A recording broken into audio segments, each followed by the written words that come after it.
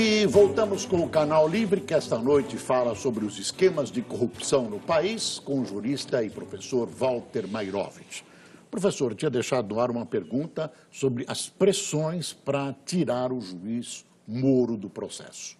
Olha, trata-se de um juiz experiente, muito experiente, com excepcionais serviços prestados, basta ver o caso Banestado. Outro muito estudioso, preparadíssimo, com um livro publicado, quer dizer, ele tem bagagem para enfrentar e tem couraça para enfrentar qualquer pressão. Agora, com relação a ele não ser o competente para tocar o processo, a grande pergunta é, por que Curitiba?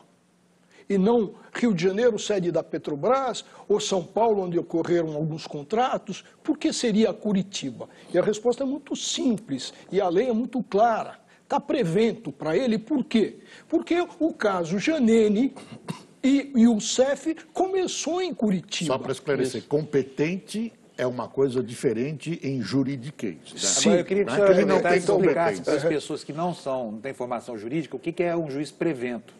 Sim, é aquele que chega em primeiro lugar e, portanto, a lei fala, olha, você mexeu primeiro no processo, continua. Então você vai continuar, não vai se deslocar para a mão desse juiz. E o contrário também, é dupla via, o trilho dobrado, qual seja, tudo vai para ele, o que está, por exemplo, fora de Curitiba, vai para Curitiba. Exceção, evidentemente, é um foro privilegiado. Quer dizer, tudo indica que ele vai continuar. Vai continuar, e ele está virando ídolo, certamente. E ele está virando ídolo nacional, tem isso também. Sim, vai fortalecendo a figura dele publicamente. Sim, eu acho que só tem uma hipótese dele não continuar.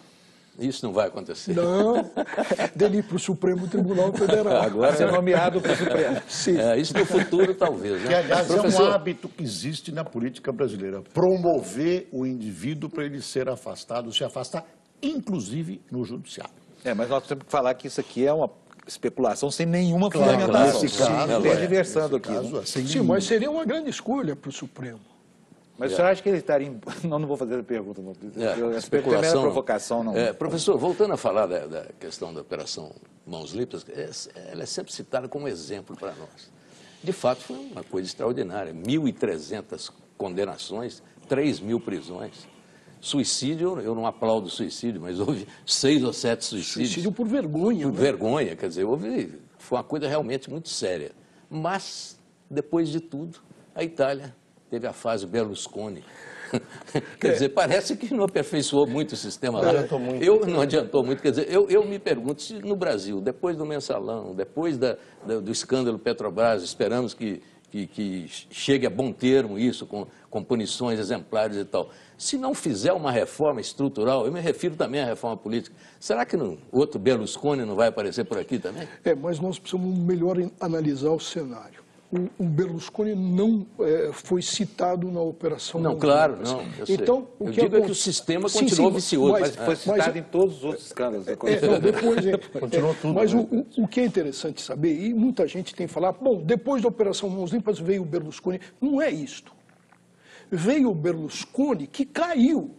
E veio quem? Veio o Romano Prodi como primeiro-ministro. Por quê? Porque o centro-esquerda e a esquerda ganharam a eleição. E quem derrubou o Prodi? A falta de união, a esquerda derrubou o Prodi. E volta o Berlusconi. E se a gente somar os votos do centro-esquerda e da esquerda que se separaram, se a gente somar, o Berlusconi jamais venceria a eleição. Esse é o ponto. É verdade, a coalizão lá que... Mas o senhor acha que no caso do Brasil, estruturalmente, a gente não precisa de uma reforma real?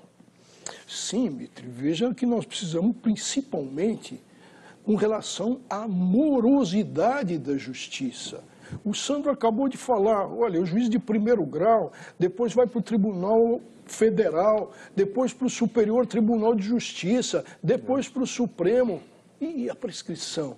E a morosidade? Porque, na realidade, fazer justiça é dar uma resposta à sociedade. E essa resposta não pode ser demorada.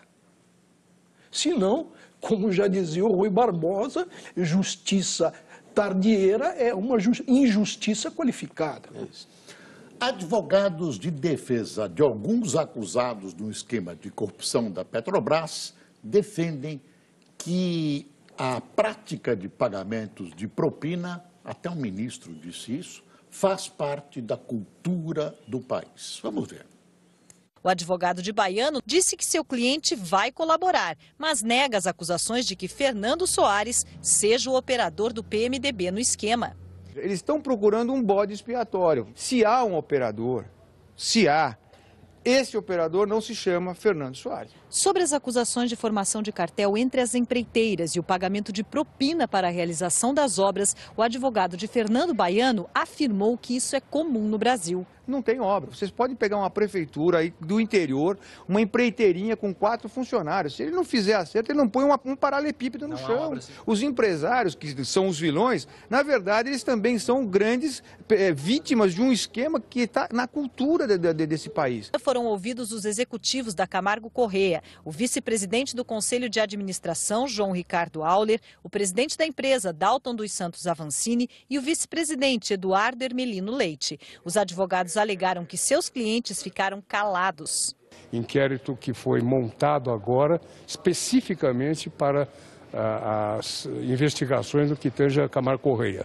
Após isto, ele fará um novo depoimento, aí sim um depoimento esmiuçado, um depoimento detalhado, respondendo pergunta a pergunta. Após que a Justiça permitiu acesso a todos os termos da investigação, eles vão colaborar com as investigações. O juiz Sérgio Moro decidiu pela conversão da prisão temporária em prisão preventiva para 6 dos 24 presos. Ricardo Pessoa, da UTC, José Aldemário Pinheiro e Matheus de Sá Oliveira, da OAS, Dalton Avancini e João Auer, da Camargo Corrêa, além do ex-diretor de serviços da Petrobras, Renato Duque.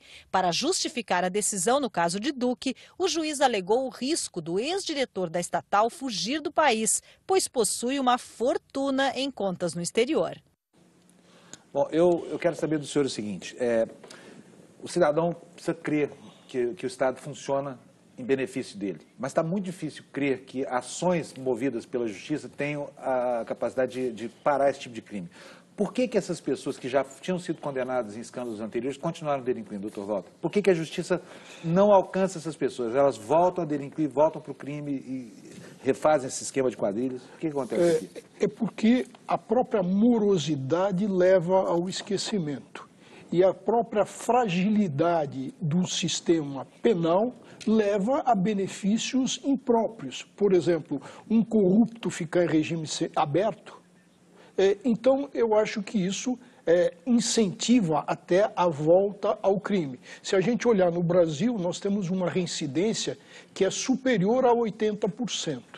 Na política deve ser superior a 100%. De um modo geral, né? De um modo geral. Agora, a impressão que se tem é que na política isso vai começar a se modificar. Porque as pressões são fortes, a polícia está funcionando, o Ministério Público funciona, esperemos que o Supremo funcione. No caso do Mensalão, houve condenações, saíram depois, mas houve condenações. As coisas estão melhorando desse ponto de vista. Ou estou sendo muito otimista? Veja, eu acho, e até aproveitando o que foi apresentado, de falar que o Brasil ainda tem aí uma cultura da vantagem, da mesma maneira que nós tivemos uma confissão de um advogado num desabafo, nós temos agora a ressuscitada a lei do Gerson, que é da vantagem. Então, o ministro da Justiça deveria já tomar medidas, porque para nós interessa uma cultura de legalidade. Claro. As pessoas precisam, e os jovens em especial, precisam ser educados para a legalidade democrática. Esse é o caminho, e é o caminho que se faz na Europa, no sentido das pessoas começarem a aprender e ter uma cultura de democracia. Mas o exemplo tem que vir de cima. Sim, do ministro da Justiça, por exemplo, que de repente... Na maneira de agir, não só o ministro falar. Que de repente parece que se acomoda com, olha, nós temos esse tipo de cultura. Não. Quando um jovem vê alguém com uma lancha e que roubou da Petrobras, e que ele vai ter que gramar para chegar a um bom prato de comida... Digo mais, professor. Mas aí só tem uma solução, é ver o dono da lancha na cadeia depois. Claro, claro. Digo mais, é com a lancha dentro. Exatamente. Por isso o exemplo vem de cima, amigo. Só completar uma coisa que acabou de acontecer. numa estação de esqui da Itália, estou me reportando a Cortina d'Ampezzo, lugar de rico. Foi a guarda de finanças, fechou todas as entradas, levantou o dono de todas as casas e dos carrões que estavam lá, os que estavam hospedados em hotéis 5 estrelas, e fizeram uma verificação no imposto de renda. O que constataram que 90% fraudavam o imposto de renda. Quando é que a gente vai ter esse clique para começar que é uma boa pauta. A ter alguma coisa mais sólida? Eu vou ter que fazer o intervalo, nós voltamos já já com o Sandro, logo depois desse intervalo do Canal Livre.